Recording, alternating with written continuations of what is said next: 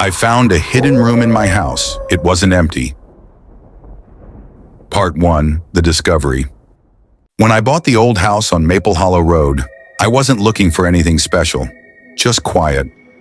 I'd spent most of my life in the city, working late, eating cold dinners alone, listening to sirens instead of crickets. After my divorce, I wanted to disappear somewhere small, somewhere the nights were black and the mornings started with fog instead of deadlines. The listing caught my eye because of its price, too cheap for the amount of land. A 2-story farmhouse surrounded by trees, a few miles out from town. Built in 1912, the real estate agent said it needed love. That's code for something's wrong, but I didn't care. I wanted silence, and I thought I could handle a few creaky floors. The first time I pulled into the gravel drive, I remember how the wind seemed to hush as soon as I stepped out of my truck. The trees around the property were tall, maples and oaks that had been there long before the house was built. Their roots had started pushing against the old foundation stones, making the place look like it was being swallowed back into the earth. Inside, it smelled of dust and pine cleaner. The floors groaned under my boots. The wallpaper was peeling, the light switches were ceramic, and the basement door didn't close right. It was perfect. For the first few nights, I barely slept. Not because I was scared, at least not yet. It was just noisy. Not city noise, house noise. A kind of breathing sound in the walls, sometimes a low thump from the attic. Old wood expanding, I told myself, settling. But then there was the draft. No matter how many windows I checked, I'd feel it. Cool air blowing from somewhere it shouldn't. It came strongest near the back hallway, where the wallpaper had a pattern of faded sunflowers. The draft would brush the back of my neck like a whisper. One night, after too many beers and too little patience, I pressed my hand against the wall and felt it, a faint vibration, like a hum under the plaster. That's when I noticed the outline. It wasn't obvious until I leaned close with a flashlight. The wallpaper pattern didn't line up. There was a vertical seam running off measure, and the nails along the baseboard looked newer. I started peeling the paper, and flakes of yellowed plaster fell away. My pulse quickened as I realized what I was seeing. A door, or at least what used to be one. It had been sealed up, painted over, hidden behind layers of wallpaper. There was no handle, just the faint groove of where one used to be. I don't know why I felt compelled to open it. Maybe curiosity, maybe the whiskey. But I went to the garage, found a crowbar, and started digging into the edges. The wood splintered easily. The smell that came out was wrong. Damp, earthy, metallic, like old blood and soil. I gagged, stepping back as the last plank gave way. Behind it wasn't another room, just darkness. A hollow, narrow gap that shouldn't have been there. I aimed my flashlight in and froze. There was a staircase, wooden, steep, leading downward. But here's the thing. I'd already been in the basement. It was on the opposite side of the house. This staircase led somewhere else, somewhere lower. I should have stopped. Should have nailed the boards back up, poured a drink, gone to bed, but I couldn't. There was something magnetic about that darkness, a pull that made my stomach twist. The air that rose from the stairs was colder than ice. I grabbed my flashlight tighter and started down. Each step groaned under my weight. The walls were narrow, so close my shoulders brushed both sides. The deeper I went, the damper it got. A drop of water fell from above and hit my cheek. When I reached the bottom, the light flickered across what looked like brickwork, rough and uneven, like a foundation tunnel. That's when I heard the sound. A shuffle, slow, like bare feet dragging across concrete. "Hello," I called, my voice bouncing through the narrow corridor. Nothing. Then a whisper. I swear to God I heard it. A woman's voice, soft and strained. "Don't go." My chest seized. I turned, ready to bolt. But behind me, the staircase was gone. I spun in circles, light jerking across the walls. The steps I'd just come down weren't there anymore. Just a brick wall, smooth and solid. That's when I noticed the carvings. Tiny scratches covered the bricks. Lines and symbols, like someone had clawed at the walls trying to leave a message. I leaned closer, squinting, and saw words etched faintly beneath the dust. "Help me!" And just beneath it, "She's still here." My flashlight flickered again, and I swear I saw movement ahead, something shifting in the darkness. I called out again, but my voice sounded small. The air around me vibrated faintly, like the low hum of a refrigerator, but deeper, thicker. Then I saw her, just for a second, a figure standing at the far end of the corridor, pale and motionless. Long black hair, white dress smeared with dirt. She didn't move, didn't even breathe. I took a step back. The light flickered. She was closer. Another flicker. Closer still. Her face. Oh God, her face wasn't right. The eyes were too wide, the mouth twisted like it had been sewn shut and torn open again. I dropped the flashlight. It clattered against the floor, spinning light across the walls. When I grabbed it again, she was gone. The air had gone completely still. My heartbeat echoed in my ears. I turned toward where the stairs had been, pressing my hands against the brick. It felt warm. That's when something knocked from the other side. 3 slow, heavy knocks. I stumbled backward, my breath catching. The wall began to tremble. Dust fell from the ceiling.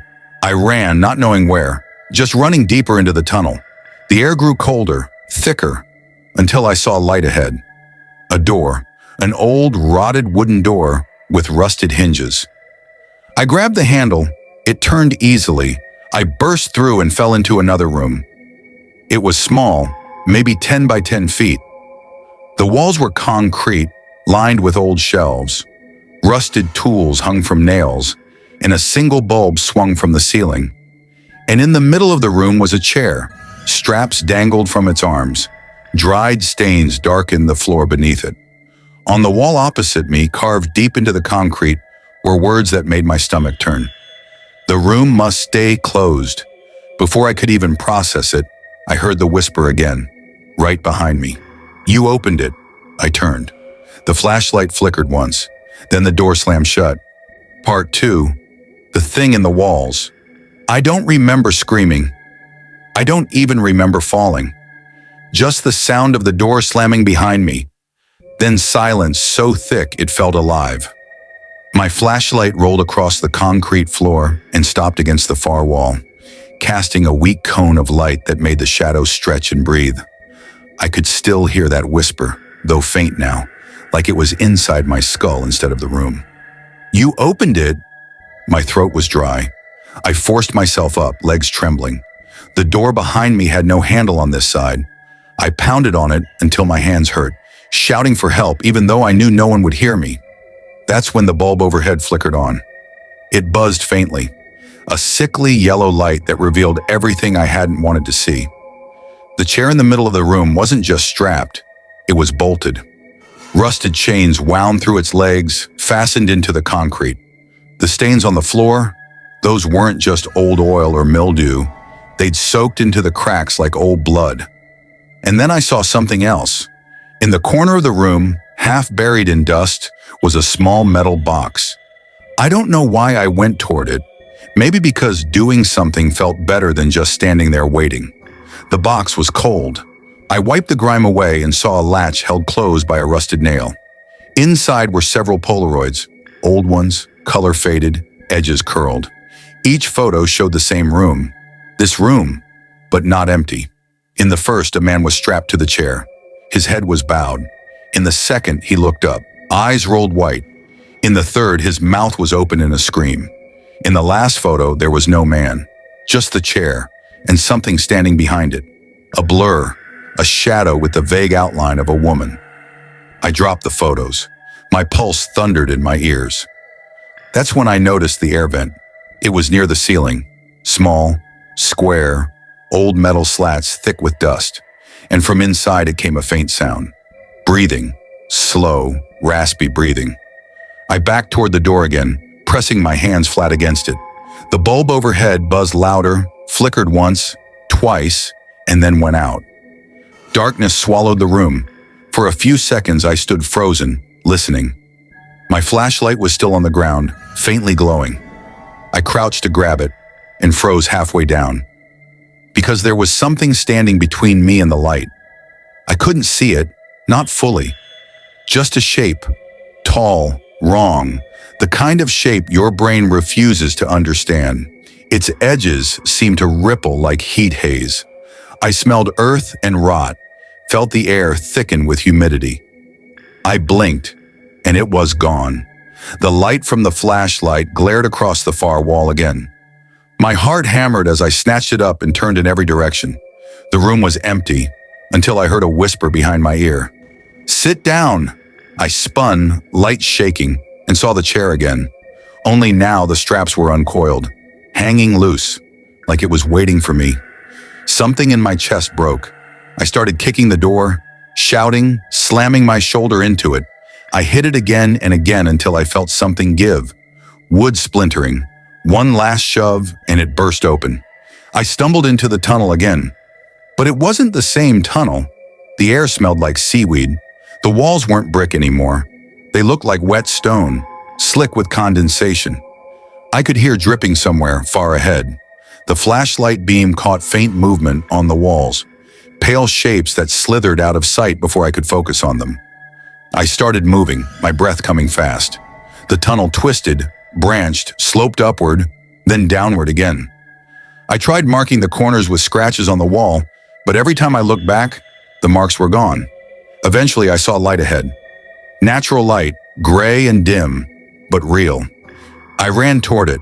The tunnel opened into what looked like an old cellar, lined with rotted beams. I climbed a short set of stone steps and pushed up a trap door. It opened into my basement. I nearly cried from relief until I realized something was wrong. The furniture was gone. The tools I'd left were missing. The paint on the walls was different. I climbed out slowly, shining the light around, and that's when I saw the calendar. It was hanging crooked near the water heater. The year printed on it was 1978. I just stared at it, shaking my head. My house had been built in 1912, but there was no way I'd somehow walked into the past.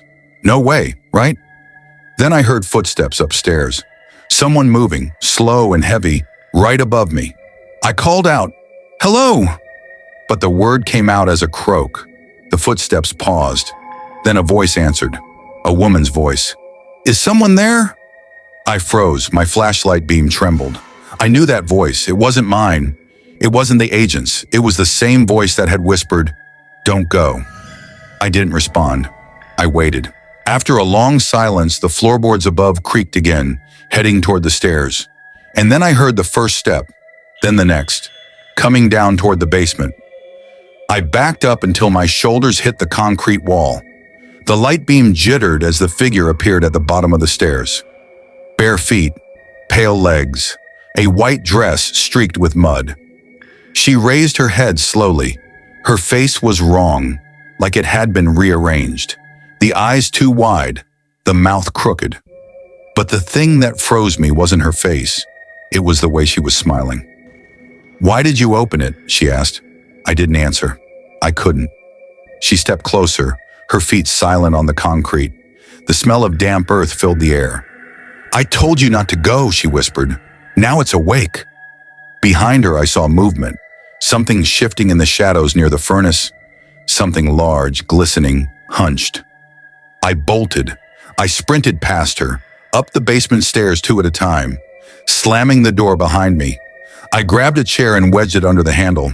My chest was burning, lungs heaving. The knocking started immediately, slow, deliberate, from the other side of the door. I stumbled backward, watching as the door began to shake. Then the knocking stopped. A moment later, a whisper came through the wood. "You can't leave now." I ran for the front door. It wouldn't open. The lock turned, but the knob spun uselessly. Every window I tried was the same. Painted shut, sealed, warped. The house itself seemed to be holding me. Then I noticed something new. Mud, wet footprints on the floor, leading from the basement door across the living room. They weren't mine. I followed them, slowly against every instinct I had. They led toward the hallway, toward the wall where I'd first found that hidden door. Only now the wall was gone. The opening yawned wide, the stairs descending into darkness once again. And at the top of the stairs stood the woman. She was smiling, head tilted, eyes black. "She wants to see you," she said softly. "She's been waiting." Then she stepped aside. Something moved behind her, a shape, too big for the space. It filled the tunnel, crawling, dragging itself upward with a sound like wet fabric tearing. I turned and ran for the front door again, slamming my shoulder against it until the wood cracked. Finally, the latch gave way, and I fell outside into the cold night air. I didn't stop running until I reached the gravel road. When I finally turned back, the house looked smaller. Still, like nothing had happened, but I could see it through one of the upstairs windows, a figure standing there, watching. And when I blinked, the light in that room flickered, on, off, on again, like it was calling me back.